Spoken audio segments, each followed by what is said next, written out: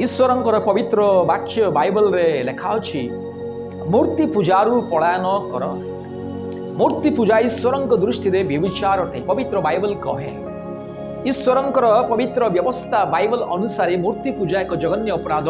सृष्टिकर्ता ईश्वरंक विरुद्ध रे पाप अपराध घृण्य कलंकित कार्य पुणी व्यभिचार अटे। एकमात्र सृष्टिकर्ता ये सारा जगतर सृष्टिकर्ता मुक्तिदाता जीवनदाता शांतिदाता पाप क्षमाकारी परमेश्वर प्रार्थना श्रवणकारी परमेश्वर जे प्रार्थना शुणती दया करती अनुग्रह करती पाप क्षमा करती शांति दियंती मनुष्य को समस्त प्रकार पाप अपराधर बंधन शैतान बंधन जो परमेश्वर रक्षा करती से एकमात्र अद्वितीय वास्तविक जीवंत ईश्वर उपासना करती। आ मूर्ति पूजा ईश्वर दृष्टि में व्यभिचार अटे जघन्य अपराध अटे। जगतर सबुठारु बड़ अपराध मूर्ति पूजा काल्पनिक देवी देवता मानकर पूजा करने सबुठारु जघन्य अपराध सबुठारु महापाप। इतिपाई प्रिय बंधुगण मनुष्य जे पर्यंत काल्पनिक देवी देवता मानकर उपासना आराधना करिता से पर्यंत ता जीवन रे ईश्वरंकर क्रोध वर्ती थाए। ता परिवार रे ता समाज रे तार संप्रदाय रे तार देश रे राज्य रे ईश्वरंकर क्रोध वर्ती थाए।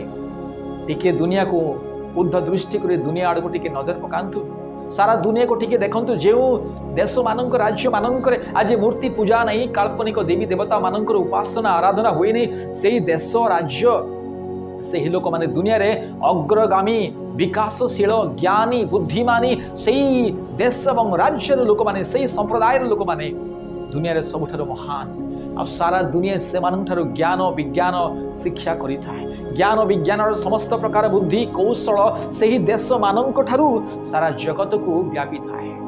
आ सही देश निकट को लोक माने जानती सारा दुनिया से मानक पर निर्भर जो माने सत्य ईश्वर उपासना आराधना करते। एक कथा सत्य पुणी वास्तविक हूँ तो एक कथा आपण विश्वास करि ना पारंती आपन को हजम होई न पारे किंतु प्रिय बंधुगण यह सत्य एथिपाई मन रखंतु जो माने मूर्ति पूजा करती नहीं एकमात्र सत्य ईश्वर उपासना आराधना करती सही देश राज्य दुनिया रे सर्वश्रेष्ठ महान सेमानक परे ज्ञानी बुद्धिमानी धन रे ऐश्वर्य रे विज्ञान रे परिपूर्ण आउ केही नाहंती। समुदाय जगत को ज्ञान विज्ञान बुद्धि रे कौशल समस्त प्रकार नुआ नुआ विषय उद्भावन सही देश मानक ठारू सारा दुनिया को मिलता। इतिपाई मूर्ति पूजा त्याग करंतु। मूर्ति पूजा अज्ञानतार कर्म। एकमात्र सृष्टिकर्ता ईश्वर से जीवंत अटंती से महान से अद्वितीय से सत्य पुणी से वास्तविक।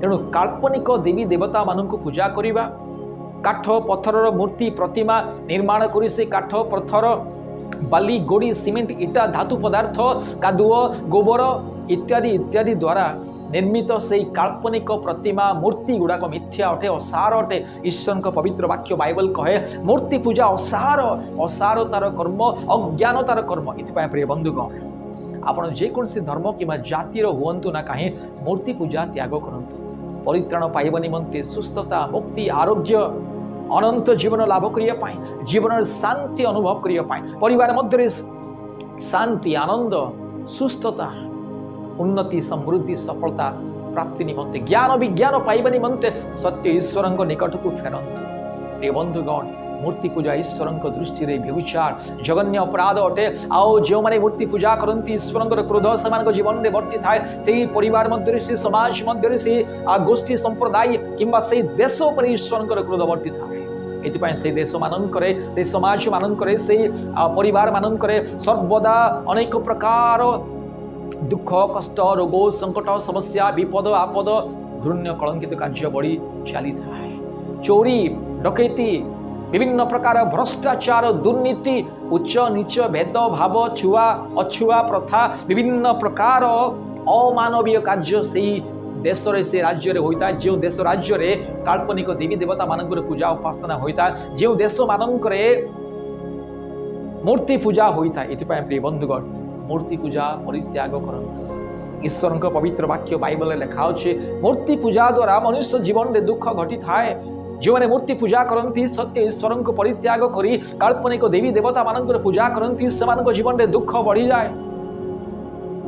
परमेश्वर दंड क्रोध से जीवन में वर्ती थाए। पीढ़ी उपरे पीढ़ी सहस्र पुरुष पर्यंत ईश्वर अभिशाप लगी थाए मूर्ति पूजा द्वारा। एथिपाई मूर्ति पूजा त्याग करंतु। सहस्र पुरुष पर्यंत आशीर्वाद पाइबाको हेले सहस्र पुरुष पर्यंत ईश्वर दया क्षमा करुणा पाइबाको हेले मूर्ति पूजा त्याग करंतु मूर्ति पूजारू पलायन करंतु काल्पनिक देवी देवता मानकर उपासना त्याग करी सत्य ईश्वर निकट को मन फेरण करी आसंतु मुक्ति पाइबे।